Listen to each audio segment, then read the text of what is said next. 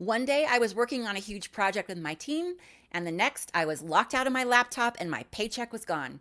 It happened just like that. Layoffs don't give warnings, they don't schedule appointments. One day you wake up with a job, and by lunch you're unemployed, and by dinner you're staring at a YouTube video called How to Live Without Money 101.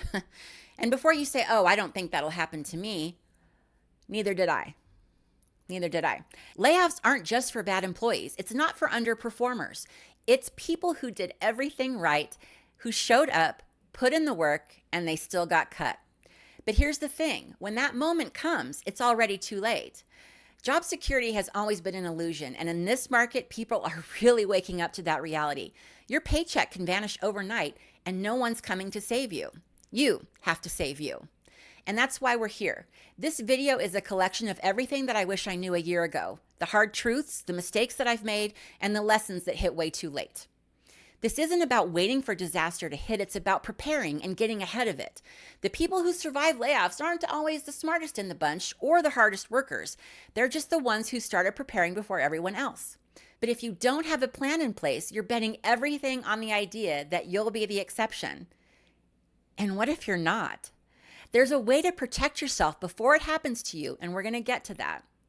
First of all, layoffs aren't personal, right? I know they feel that way, but they're just a numbers game, and you're just a line on a spreadsheet. And right now, it's happening everywhere. Everyone knows someone who's been laid off. A tidal wave of layoffs are happening, drowning people who never saw it coming. People just like you. I had a career, not just a gig, not just a side hustle, a real bona fide, honest to God, grown-up career. 30 years in the making, $180,000 a year. I worked for that. I earned it. I had built something. And then one day it was gone. Not because I failed, not because of something that I did. I'm just a statistic. It is currently March of 2025, and since January 2025, 30,000 federal jobs have already been slashed under Donald Trump and Elon Musk's Department of Government Efficiency, and more are on the way. The IRS is cutting 7,000 jobs right before tax season, which means, surprise, your refund might take forever. HUD, they're cutting thousands of positions, which means delays in housing assistance, disaster relief, and first-time homebuyer programs. And it's not just the government jobs. Tech has slashed people left and right. The media wiped out. Corporate America downsizing like it's an Olympic sport. The world is on fire right now. So what can you do to get ahead of the game? Here's the good news. You don't just have to sit around waiting for impact. If you start now, you'll be in a position of strength, not panic. Layoffs always have warning signs, but most people either don't know what they are, they ignore them, or they don't notice them until it's too late. Corporate's never going to announce, hey, we're about to cut 20% of our workforce. Y'all cool with that? But they do drop hints, whether they mean to or not. If your company starts doing any of the following, I'm sorry to say, but you're on the Titanic and the band just started playing. I am so sorry because I know exactly how that feels. Maybe you start noticing that budgets are tightening and you need to get a lot more approvals. You know, your team used to get software upgrades without a problem. Now it's, hey, do we really need this? Can you give me a cost-benefit analysis and a note sign from God? Look for hiring freezes. One day they're talking about growth, and the next it's radio silence. Open positions quietly start disappearing. Hiring managers start saying, we're holding off for now. Job listings that were active last week are gone without explanation. Set up job alerts for your own company on LinkedIn and on Indeed. And if they're posting job listings for executive roles, but they're not back hiring mid-level positions, that's a big old red flag. And if they suddenly stop hiring altogether, that is a huge neon sign, my friend. Have you started noticing that some of your perks are disappearing? They don't cut small things because they want to, they cut them because bigger cuts are coming. Return to office mandates are the new quiet layoff. If your company thrived remotely but is now forcing you back in, they're not doing it for collaboration. They're betting that enough people are going to quit so they don't have to pay severance. And if you leave on your own, no unemployment benefits for you. Leadership starts acting weird when there's layoffs coming, right? Your boss is suddenly way too nice because they feel guilty, or they're totally disengaged because they know what's coming and they've completely checked out. If they start micromanaging, nitpicking, or emphasizing performance metrics that never mattered before, it's a setup. Companies love to push people out through performance management instead of laying them off, because if you quit, again, no severance, no unemployment. You're just a problem that solves itself. You might see executives start jumping ship to take a break to explore new opportunities. And if you start seeing a lot of outside consultants, they're not here to improve efficiency or streamline operations.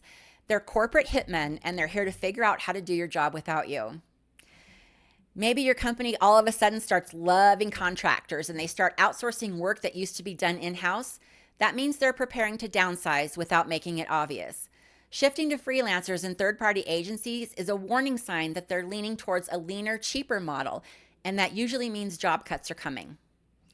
Also, you might notice that communication just seems off, right? If leadership stops doing all-hands meetings, that's bad. If they start doing more all-hands meetings, that's also bad. Silence means that they're avoiding questions, whereas over-communicating means that they're keeping people calm before the storm. Either way, something's up. If your team suddenly is absorbing extra work because of restructuring or efficiency measures, pay attention. They're not giving you that extra work because they think you're amazing. They're testing to see if they can cut someone else's department without the work missing a beat. If all of a sudden your company starts caring about documenting processes or cross-training your work, watch out. That's not knowledge sharing, it's a handoff. Maybe your company is expanding its team in a cheaper location while having you train them. You're probably training your own replacement. Beware the company reorg. If leadership suddenly starts talking about realigning teams or streamlining operations, they're not innovating, they're shrinking. And when they say they're eliminating redundancies, that might be you. If you hear the phrase strategic restructuring, you need to start strategically restructuring your resume. So, what's the takeaway? If you see multiple red flags at once, start preparing. It's better to be paranoid than blindsided. Layoffs aren't decided by your direct boss. They might break the news to you, but the actual decisions, well, those happen in a room that you're not in with people that you probably don't know. HR, finance, and legal. If you're friendly with someone in those departments, now's the time to start paying attention. If senior managers quietly refresh their LinkedIn profiles, something's coming. If you're on site, watch for closed door meetings that don't involve hiring, right? If HR and finance are suddenly in a lot of those, they're not planning the next company picnic. They're prepping severance packages. And if layoffs get announced, don't just sit there waiting for your turn, right? Voluntarily ask if they'll pay you to leave early, because sometimes companies will offer an extra incentive to those who opt out first. That way they don't have to deal with you. If you know that you're on the chopping block anyway, that might be your best chance to walk away with a little bit more. And when that severance package hits your inbox, read every word. Companies love sneaky clauses, non-competes that block you from your own industry, waivers that take away your rights. When HR hands you paperwork, don't just sign it. If you can, get a lawyer to look it over. Sometimes, especially if you're over 50, you might be able to negotiate your terms. But once you sign it, that's it. And once that's all handled, that's when your reality is really going to start setting in. What if everything that you've been told about job hunting is a lie? Everyone thinks that they can just go out and get another job until that's what they're trying to do. Until they've sent out 100 applications, heard nothing, and realized experience doesn't mean a damn thing when companies are only caring about cutting costs. If you're banking on the idea that you can just find another job when you need one, you might be up for a rude awakening. This is one of many lies that we tell ourselves, and I believed it too. I had a career, a network, decades of experience. I was successful, smart, and damn good at what I did, and yet here I am. Here are millions of people just like me who thought the same thing. The job market has changed, and I wasn't ready for it. Because I was told that if I worked hard, built a career, and did everything right, that I'd always have options. That was a lie. I thought my savings would last. I thought my experience would get me hired fast. I thought I could cut back and everything would be fine. I was totally wrong. Hiring isn't dead, but it might as well be. You're not just competing with other professionals. You're competing with robots, nepotism, and job listings that are as real as my retirement plan. Ageism is real, and if you're over 50, you already know that. The years of experience that should make you more valuable make you a flight risk. You're a budget issue, someone who won't fit in with the company culture. No one will say it outright, but you can feel it. The interviews that go nowhere, the rejection emails that never explain why. It's not about your skills. It's about your perceived price tag. I hate saying that to you, but maybe you need to hear it before it happens. But it's not just the job search people underestimate, it's the financial hit that comes with it, okay? Now, right now, you make a certain amount of money, and your lifestyle, your cost of living probably matches that. That's not reckless spending, that's just how life works. You earn a salary, you build a budget around it, and you structure your life accordingly, okay? Now, we tell ourselves, if I ever lost my job, I'd just cut back. It sounds logical until you realize that most of your biggest expenses, they don't budge, right? Your mortgage doesn't shrink, your car payment doesn't care, your grocery bill still exists. You can cancel Netflix for sure, but cutting out Netflix isn't going to cover your utility bill. Cutting back on extra expenses probably won't buy you as much as you think it will. So many people have told me to downsize my home like that's going to solve everything. Well, I can't just move into a smaller house overnight, if at all. Remember, I'm unemployed now. No job means no home loan, and good luck getting an apartment without proof of income. Homelessness is not a financial plan, people. Maybe you think that if it happens to you, you can just trade in your car for something cheaper, right? If you're still working right now and you have a big car payment, you really should think about doing it now, right? Because after your layoff, remember, they don't give car loans to unemployed people. Then there's well, I'll get unemployment to help tide me over. No, I need you to hear me on this, okay? Unemployment is not going to save you. As of January 2025, the national average payout in the United States is $455 a week. In Colorado, the maximum payout is $700 a week. Now, I was making around $3,000 a week. Then overnight, I was making $700, and that's before taxes. Imagine your paycheck shrinking by 75% overnight and then trying to cover your mortgage, your bills, your groceries on a quarter of what you used to make. Unemployment isn't a lifeline, it's a brutal joke. How bad will it be for you? So yeah, most of your biggest bills are fixed and no amount of budgeting makes them disappear. And here's what people don't think about. Layoffs don't just take away your paycheck, they also add new expenses too. So let's talk about the financial sucker punch that nobody really warns you about. Health insurance. You think you're stressed now, wait until you see what Cobra costs. The second you lose your job, your old employer can stop covering their part of your premium, and suddenly you're paying full price. It's not just expensive, it's offensive. You're paying thousands of dollars a month just to keep the same coverage. It feels like a punishment. Now, this is a brand new expense coming into your world, right? And cutting out Netflix and Starbucks is not going to make up the difference. This is why layoffs hit so hard. The life that you built around your income suddenly doesn't cost less just because your paycheck disappeared. And before you start thinking, well, I'll just dip into my retirement savings. Whoa, whoa, whoa, whoa, whoa. Stop right there. Stop. Retirement savings aren't just extra money that you have lying around. They're the only thing standing between you and working until you die. Let's be real. Welcome to Walmart was not your dream retirement plan, was it? If you drain it now, that's your future, okay? And future you is going to be pissed. It was meant to last you through decades of not working, not to get drained in a year because the job market collapsed. Once it's gone, it's gone. And if you think finding a job is hard now, imagine trying to do it when you're 70 because you burned through what was supposed to keep you afloat.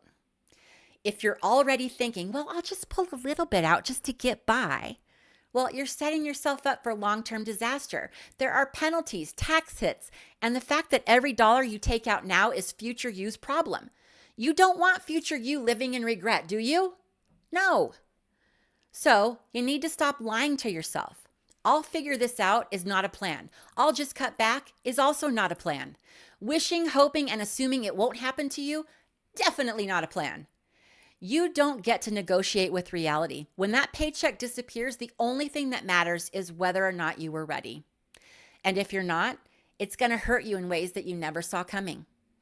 I know this because I lived it. I'm living it. I was sure I'd find another job. I was sure that I had a backup plan.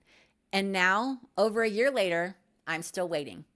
If you think this won't happen to you, I really, really hope that you're right. But just in case you're not, start preparing now. Struggling or surviving isn't about luck.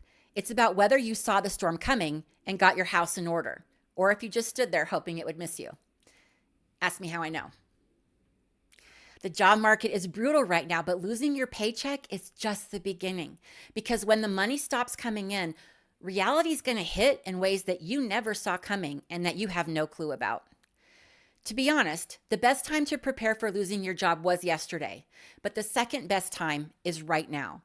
If you're still employed, start preparing, not out of fear, but out of strategy. Waiting until you're scrambling for a plan only makes it harder. Getting ahead of it now means that you have options when the time comes. Start lining up a backup income option before you need it, not because it's going to replace your salary, but because banks stop lending to unemployed people. Once your paycheck is gone, you'll wish that you'd prepared earlier. It's not about living in fear, it's about being smart enough to set yourself up with options. Now, what that looks like depends on you. Some people will pick up side gigs or they can start their own business. Other people might have stuff that they can sell that they don't need, or some people might take out a personal loan and others might start networking harder before they're desperate. Figure out what works for you and your personality now while you still have time to plan, not when you're in crisis mode. If you wait until you're unemployed, you're already playing catch up. Now, one thing that you might consider is applying for new credit while you still have a paycheck. Once you're unemployed, your credit score doesn't matter. Your income does. Get a line of credit now, not necessarily to use immediately, but to keep in your back pocket, okay? Banks slash limits or deny applications once your job is gone. Now, you might need this, and honestly, using credit might be better than trying to dip into your 401k. Secure a low-effort gig now, even if you don't use it yet. Sign up for Uber, DoorDash, Rover, or whatever fits. Not to make money now necessarily, but to have it ready. A lot of cities have waiting lists for these services, and that's only going to get worse. Once your job is gone, you'll be glad that it's there. Now, that work email, that's not yours. That company laptop, that's not yours either. All right? So if layoffs are even a remote possibility, download every contact, portfolio piece, or work sample that you legally can. The moment you get laid off, your access is cut off, and you're locked out like an ex who didn't see the breakup coming. Your resume should already be up to date and freaking stacked with keywords. In my opinion, it needs to be optimized, not necessarily honest. Unpopular opinion, I know. Hiring managers want to see results, keywords, and confidence. If it's not, do it now, and not just a basic update, right? Get real stats in there. Instead of listing responsibilities, show what you actually did, okay? I increased sales by 45%. I streamlined processes and saved the company $300,000. Those are the numbers that matter, and sometimes they're hard to find if you're no longer at the company that you worked for. If you don't have those numbers, make some up. Just make them believable, okay? Hiring managers don't question increased efficiency by 20%. But if you say something like, I boosted productivity by 400%, yeah, now you're going to start getting that side eye, okay? All right, here's a hot tip. Create an LLC.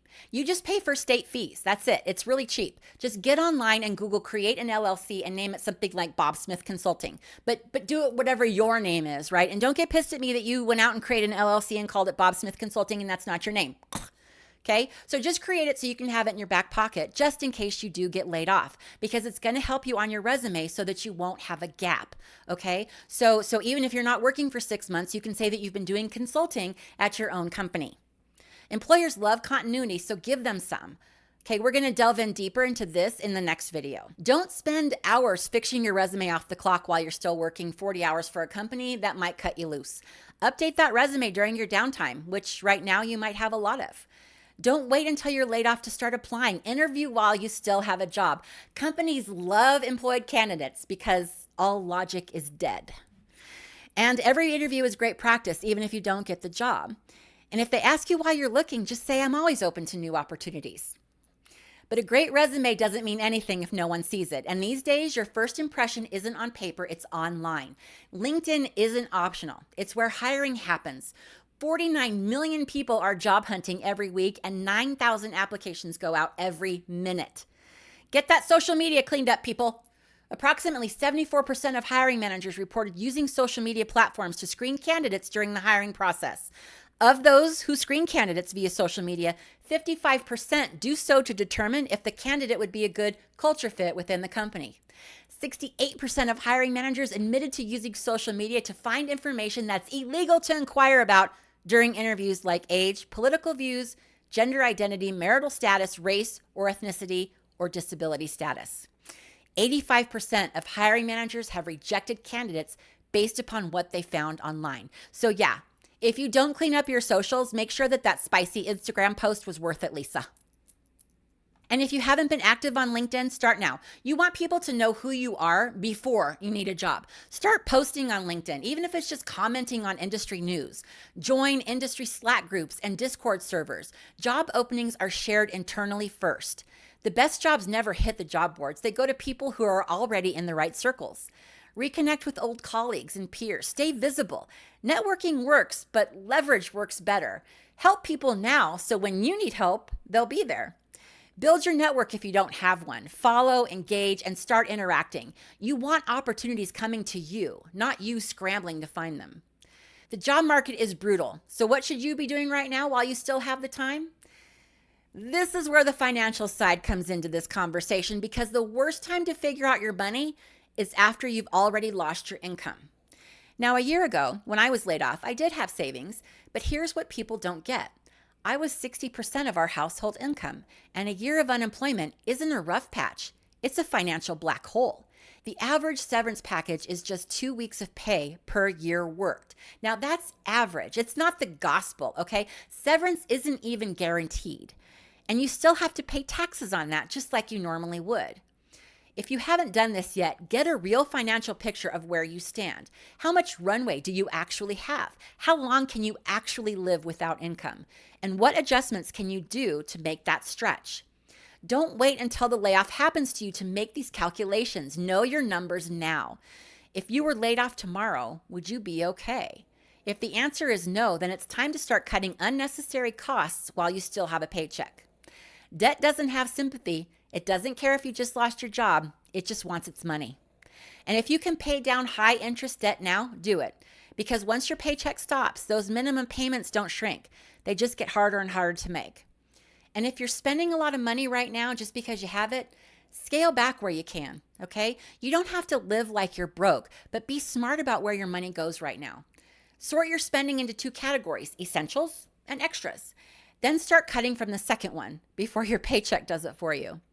Now, be honest with yourself when you're doing this exercise, because if you're not, the only one that you're hurting is you, okay? Go to the doctor now while you still have your insurance. Get that dental work done. Fill every prescription. If you're even thinking about surgery, do it now so it's paid for and you can get paid time off to recover. Because once your insurance disappears and COBRA kicks in, you're going to be out here deciding whether you'd rather fix your back or pay rent.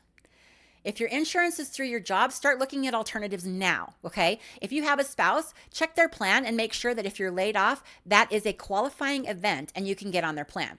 If not, look into ACA options, private insurance, or state programs. Figure this out now while you still have time. COBRA is not a long-term solution. Hell, it's barely even a short-term one. Start stockpiling essentials, groceries, medication, household goods. Buy extra now while you still have some income, okay? You don't want to be in a position later where you're deciding between gas money and toilet paper.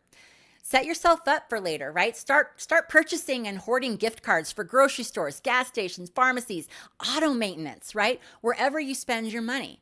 Stocking up on these now means that when money gets tight, you'll still have access to the essentials without having to make tough choices or dip into your savings. Future you will thank you.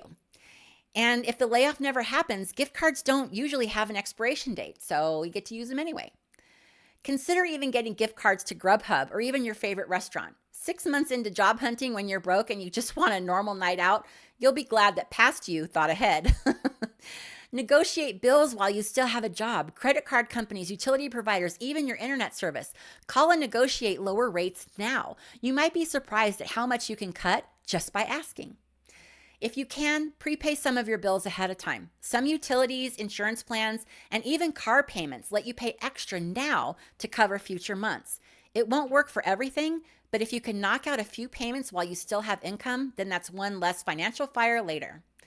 Squeeze every last benefit out of your company. If they cover education reimbursement, career development, or work-related purchases, use it now. This might be the time to book that career-enhancing conference or upgrade your home office setup or stock up on office supplies because you need them for work. And here's a corporate freebie you probably forgot about, your employee assistance program. Most companies offer free financial counseling, legal help, and even therapy through it. If you're about to get laid off, now's the time to use it. Now, this isn't about expecting the worst. It's about making sure that you're not caught off guard, right? You can't budget your way out of a missing paycheck. But the truth is, by the time you get laid off, it's too late, which is why you need to prepare before it happens. Okay, I want you to be honest with yourself right now, okay? How long could you actually survive without a paycheck if you got laid off tomorrow? A month? 3 months? A year? What's the plan for rent, for healthcare, for the bills that don't stop coming? If you don't have those answers yet, you need to figure them out now. And job applications? What's the backup plan when those applications get ignored? What's the actual strategy? Because thoughts and prayers, that's not valid. If you don't have an answer to these, you need to start now, because if you wait until you need a plan, you won't have one. Again, ask me how I know. Prepping for a layoff is one thing, but when the checks stop coming, that's when the real fight begins. And are you actually ready for that? So what is your backup plan? Not the pretend one, not the half-baked one, the real one. Because I thought I had one, and then one day I didn't. This isn't fear-mongering, this is reality. And I hope that you heard me, because pretending it won't happen to you won't stop it from happening. As of January 2025, the official unemployment rate in the United States stood at 4%, which is about 6.8 million people. Sounds bad, right? Except that's not even the real number. That's just what the government calls U3, a number that isn't based on payroll data or unemployment claims. It's based on a phone survey where they randomly call 60,000 people and ask, hey, you got a job? Doing gig work? Doesn't count. Back to school? Doesn't count. Did your benefits run out? Well, you're invisible. Have you stopped looking? You don't exist in the unemployment numbers. And it gets worse. The real unemployment rate is called U6, and that includes underemployed and discouraged workers, so the people that do gig work or stop looking, right? That number is 7.5%, which means that nearly 13 million people are out here struggling. I bet you haven't heard that number before, have you? I know I hadn't. And even that doesn't tell the whole story. Have you ever heard of ghost jobs? I know I mentioned them a little bit earlier in this video, but these are positions that companies post with no intention of filling, right? It's just to make their company look like they're healthy and growing. These postings can inflate the number of available jobs, leading to an underestimation of the unemployment rate and contributing to a false sense of job market stability. The point that I'm trying to make here is that there are a lot of people right now who can't find a job. And it's not because they're lazy, it's because the system is built to make unemployment look smaller than it really is. So what do you do when it happens to you? When the paychecks stop? When the panic sets in? When the world moves on like nothing has happened, but you're stuck wondering what the hell you're supposed to do next? That's where we're going to go here, because surviving after a layoff, that's a whole different fight. So watch here to start figuring out what you need to do. I'll share my experiences, what worked, what didn't, and the mistakes that cost me. Because when that paycheck stops, every decision matters. Don't wait until you're in the thick of it. Watch this now.